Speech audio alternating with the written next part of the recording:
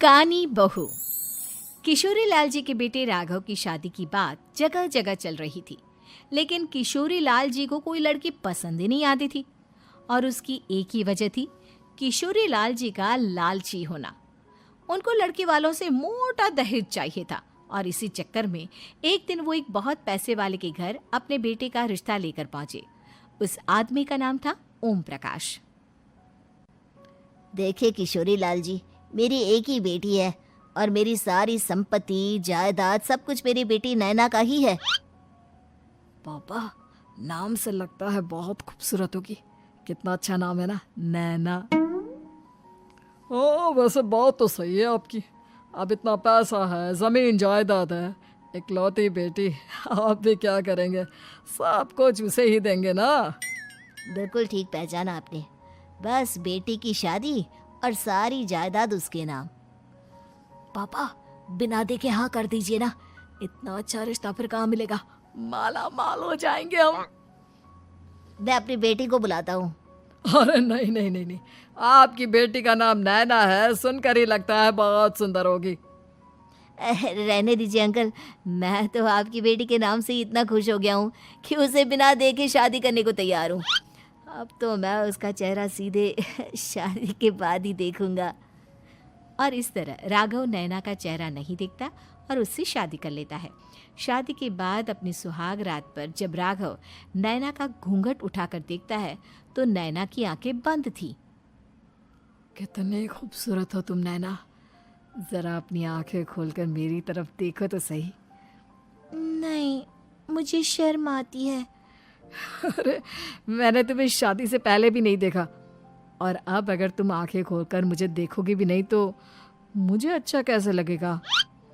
इससे पहले कि नैना अपनी आंखें खोलकर राघव की तरफ देखती, अचानक से लाइट चली गई और राघव नैना को पूरी तरह से देख भी नहीं पाया। अगली सुबह नैना राघव के लिए नाश्ता बनाकर लेकर आई। अरे ये क्या, आधा पराठा सीका हुआ है और आधा बिल्कुल कच्चा। ये तुमने क्या किया नैना?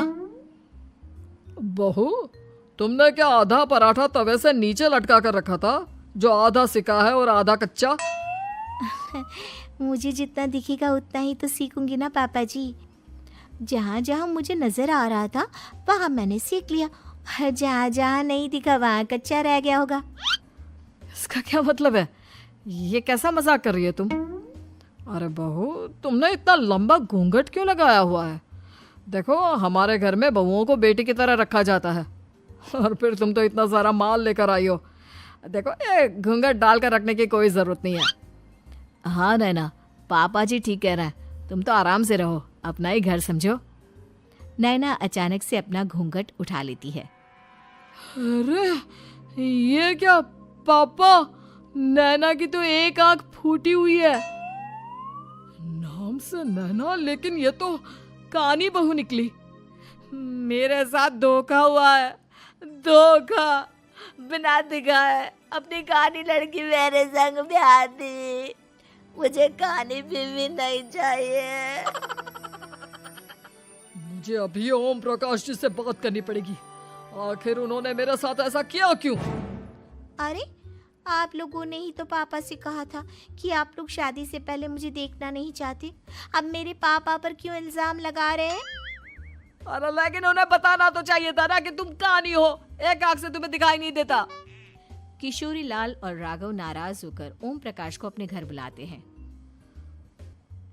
पापा जी, ये आपने क्या किया?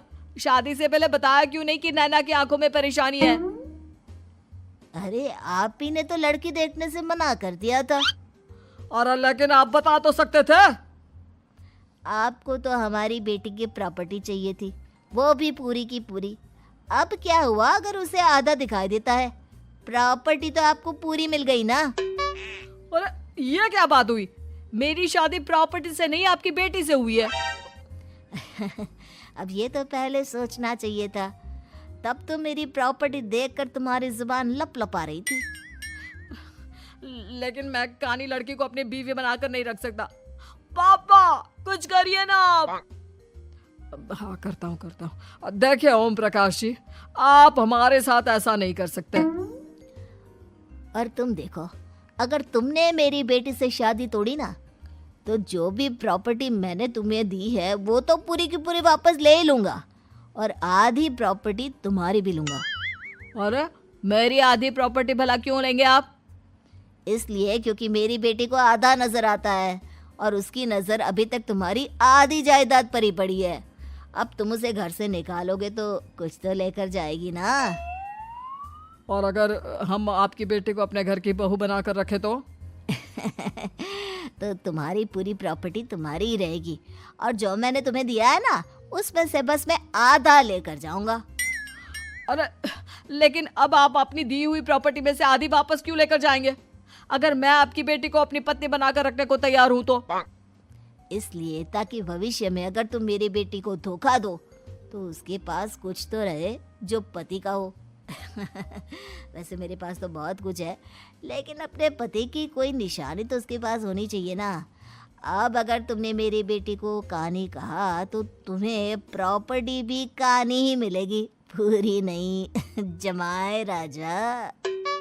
किशोरी लाल और राघव समझ चुके थे कि वो बुरी तरह फंस चुके हैं और अब उनके पास वहां से निकलने का कोई चारा नहीं है। अब समझ में आया ना, लालच बुरी बला होती है। एक तो तुम्हें प्रॉपर्टी मिली, ऊपर से बीवी मिली, उसमें तुम्हें नखरे भी दिखाने हैं।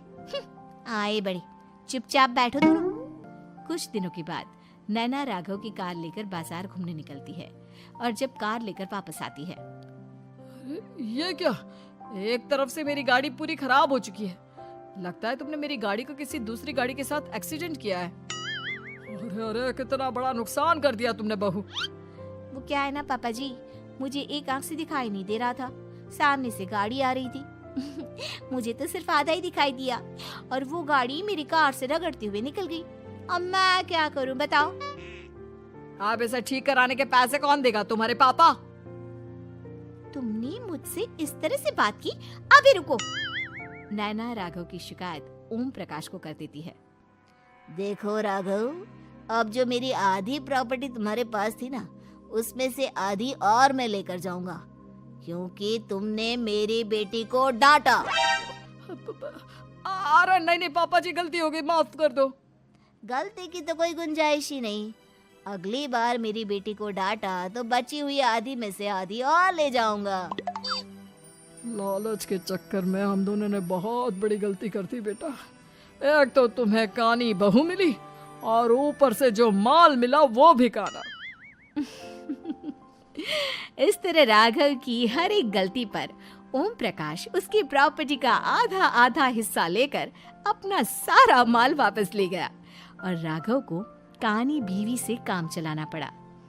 भाई लालच वाकई में बुरी बला है।